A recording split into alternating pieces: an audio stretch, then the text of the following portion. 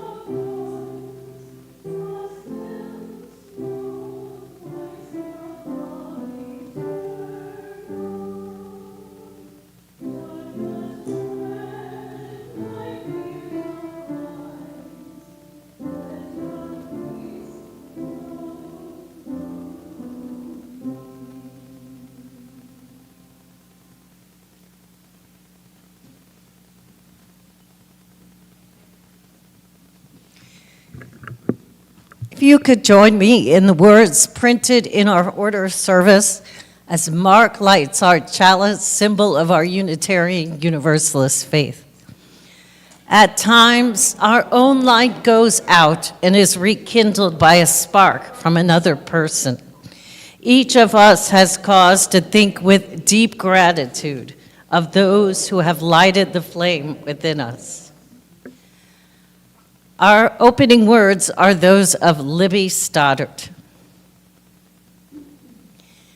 We have come into this room of hope, where our hearts and minds are opened to the future. We have come into this room of justice, where we set aside our fear to name freely every oppression. We have come into this room of love, where we know that no lives are insignificant. We have come into this room of song where we unite our voices in the somber and the beautiful melodies of life. If you could join me and rise in body or in spirit and sing with me our opening hymn, number 18, What Wondrous Love Is This?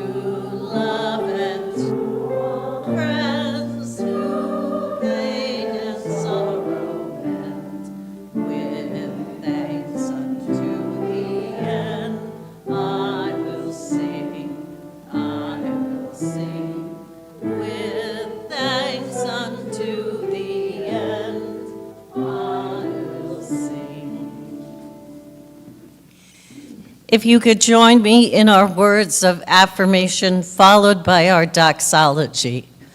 Love is the spirit of this congregation, and service its law. This is our great covenant, to dwell together in peace, to seek the truth in love, and to help one another.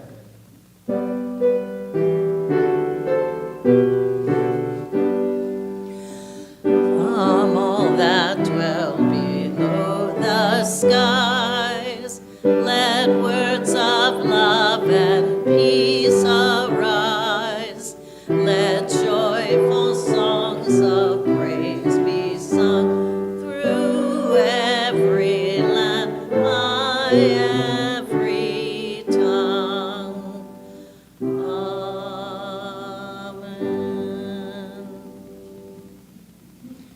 Now we will take up the offering for the work and witness of the Unitarian Universalists of Southold. This morning's offering will now gratefully be received.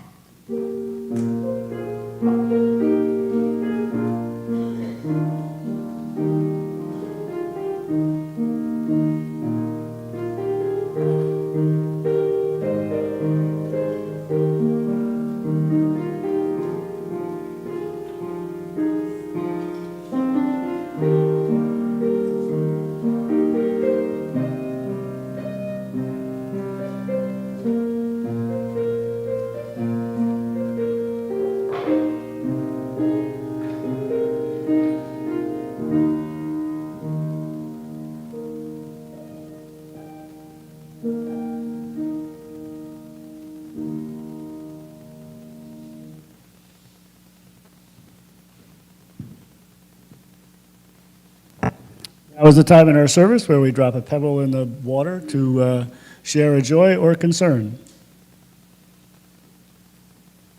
Okay. I will drop one pebble for all those joys or concerns that go unspoken. Let us remember there are always joys and sorrows that go unspoken for many reasons, but we are not alone as we hold one another in our hearts.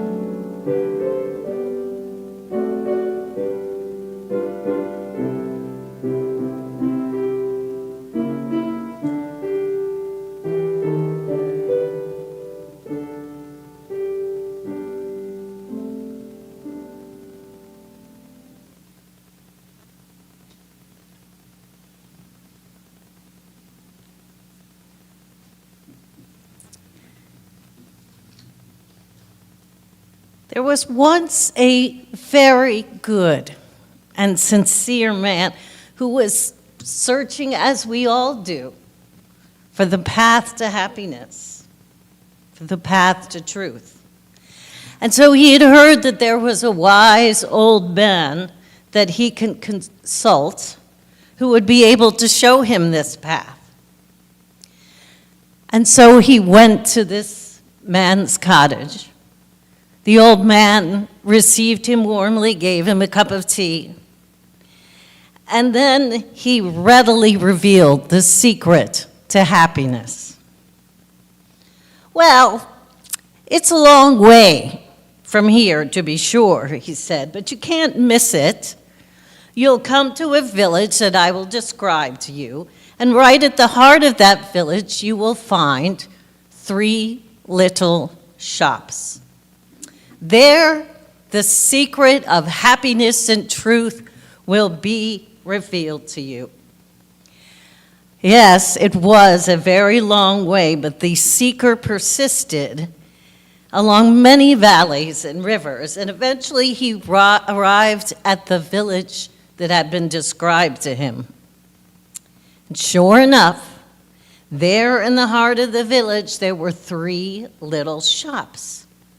But when he went inside them, the seeker was deeply disappointed. In the first shop, all he found were some reels of wire. In the second, there was nothing more exciting than a few pieces of wood. And in the third, there was just some roughly shaped sheets of metal. Weary and profoundly discouraged, he left the village again, and he found a resting place for the night in the woods underneath the moon and the stars. Night fell. He began to drift asleep, and as he was just on the point of falling asleep, the seeker heard a sublime melody with a gentle and celestial tune coming from that village. What a magical instrument, he thought. What magical instrument could have created such a melody? And quickly he rose to his feet and walked towards the village again, where he thought that musician might be. And there, to his amazement, he discovered that the music was coming from a man playing a zither. And the zither, he could plainly see, was made up of wood, of wire, and of metal. And what he had seen for sale in the village In that moment, he understood that happiness is the union of everything that has already been given to us.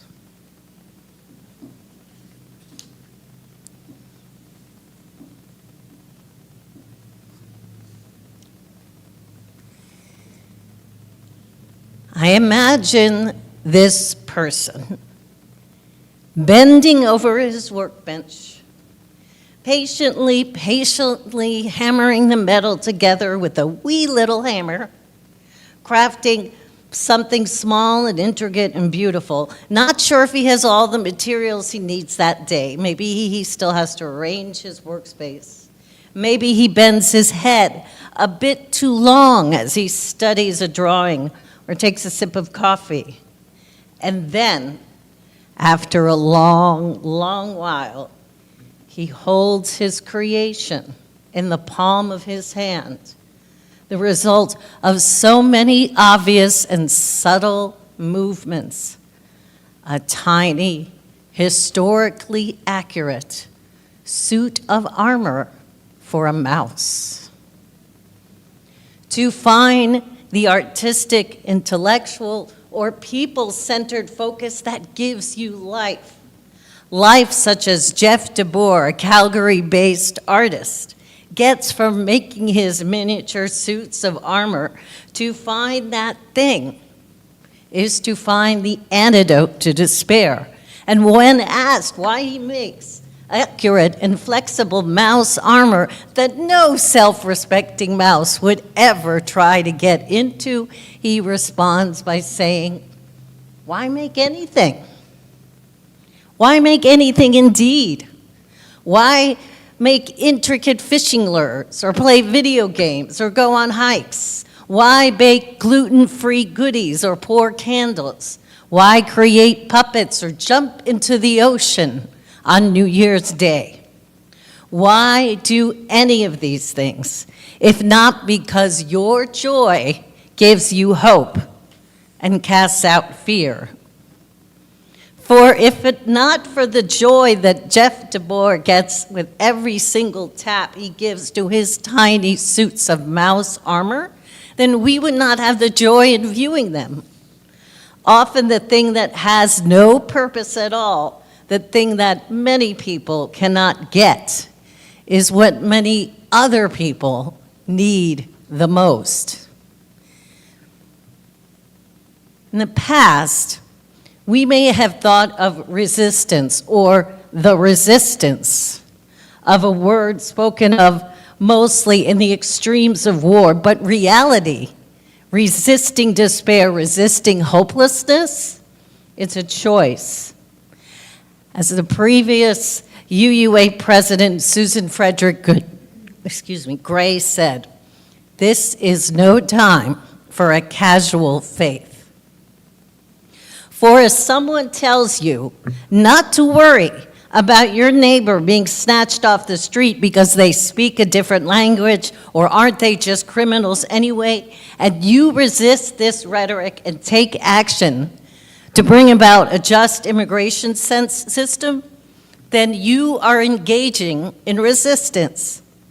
If someone tells you that hunger is the fault of a person who will not work hard enough, and you resist this and maybe not only show up at a food bank to volunteer, but do your own research about food policy, even when accurate information is getting scarce and being taken down off government websites, you are engaging in resistance.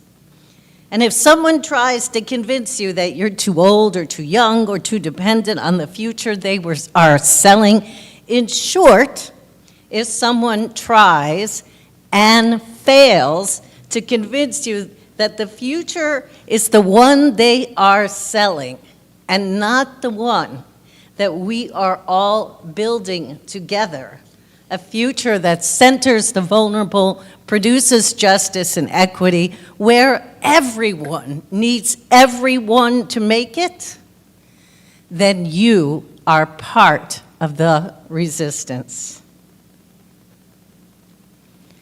a philosophy of life rooted in ecofeminist principles informs one understanding of both joy and resistance. When we are engaged in all that renews us, everything from gardening to cooking to creating art, when we are engaged in these things that are at the root of creativity with a capital C, we are the agents of life itself. Even natural death need not be feared because it is artificial death, unnecessary death, which is the weapon of those who want to hoard power instead of widening the circle of love, that want to increase greed for the few at the expense of people and planet. That is the death we must resist. Each of us, thank goodness, carries with us a kind of kindling that is unique to us, a place within where we become on fire for the world, and our special skills, talents, and joys illuminate the path for others. For when we choose to make time and space for our joys, we do more than might make life fun or pretty or more pleasurable. We refuse to be dehumanized. The tactics of greed and injustice repeat themselves like that old cliche about history. When you criminalize teaching someone to read, when you suppress the culture and language they know and try to get them to assimilate into yours, you are trying to create conformity that you can profit from.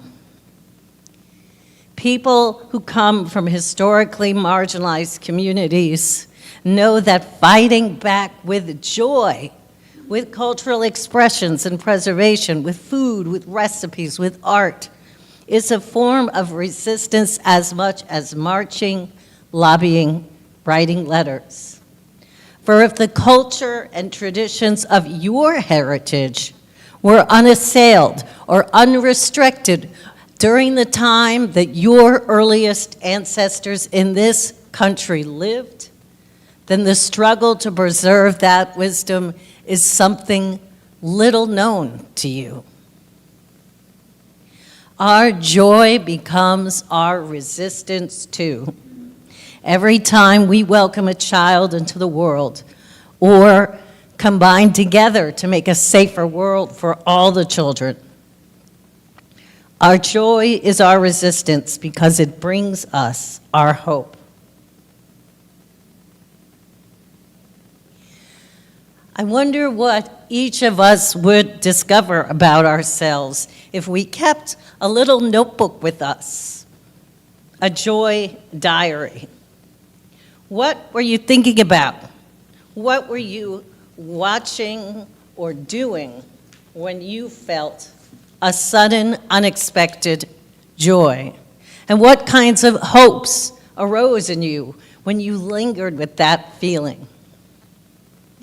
The other day, as I was getting a little distracted from writing this sermon, I logged into my joy diary a short Facebook video of a procession in the Connecticut town of Norwich, as that town's elected officials went into City Hall to swear in their new mayor, who happens to be the first Sikh mayor of any Connecticut town.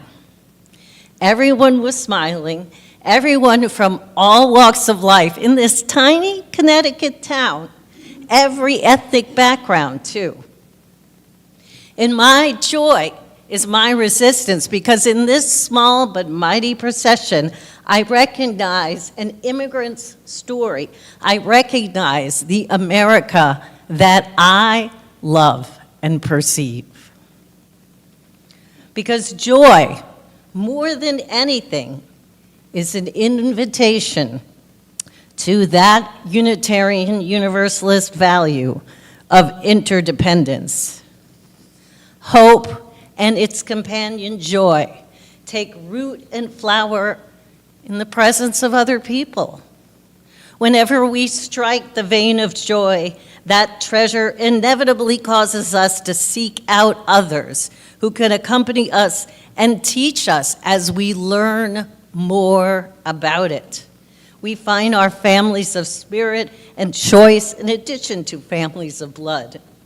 When our joy gets mingled with others' joy, everyone's insights, experience, and knowledge deepen. We don't accept as readily the narratives of those who thrive off injustice. We create new narratives of our own, new institutions, new centers of innovation, new hopeful ways of doing things. The spectrum of joy is large enough to encompass all the life in us, from creating families to creating suits of armor for mice, to finding your people and letting your freak flag fly, to showing up to a protest in a dinosaur costume because that is how ridiculous fascism is, and you refuse to be afraid. So long as we turn towards joy, we turn towards hope and truth, and the inexhaustible well of love that no power of artificial death can deny us. Blessed be. Amen. Ashe. Shalom.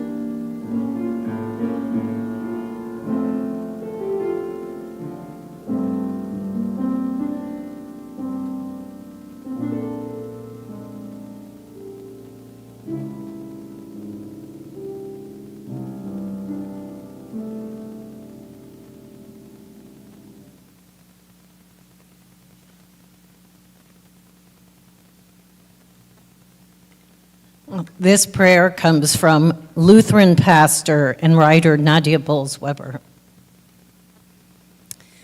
Dear God, all day long when my thoughts get gloomy, is this the end of days? Will AI take over everything just like in all those movies?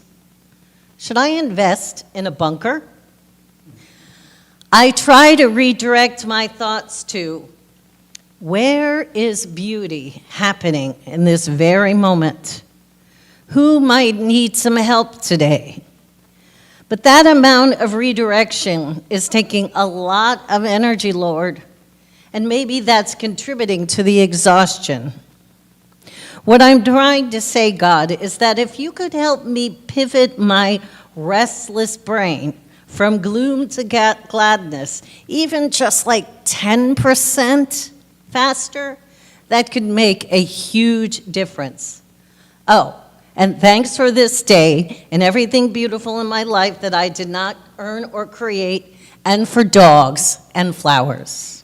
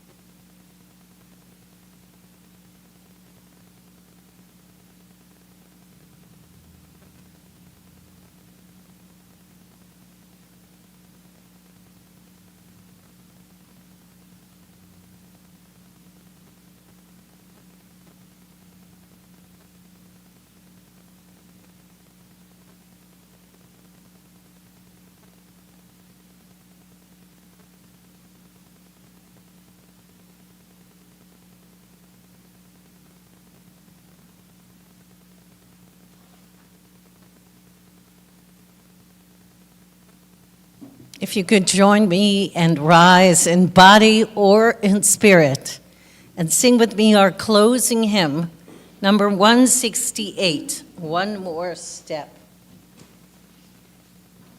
168.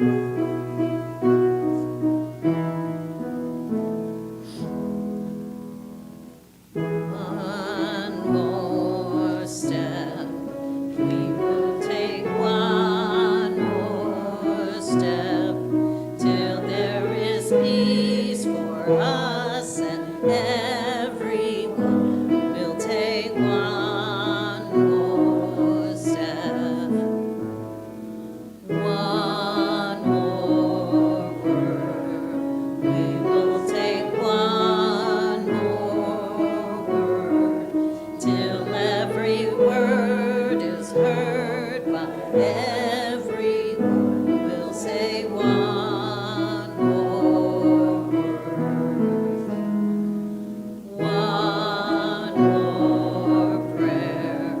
We will say one more prayer, till every prayer is shared by everyone. We'll say one more prayer, one more song. We will sing one more song, till every song is sung by everyone. We'll sing one more song. Our closing words are those of Theodore Parker. Be ours a religion which, like sunshine, goes everywhere. Its temple, all space. Its shrine, the good heart. Its creed, all truth. Its ritual, works of love. Its profession of faith, divine living.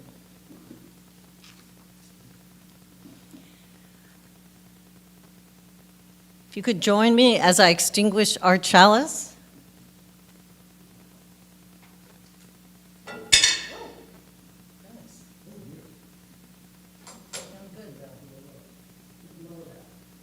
Won't be extinguished, I guess. We extinguish this flame.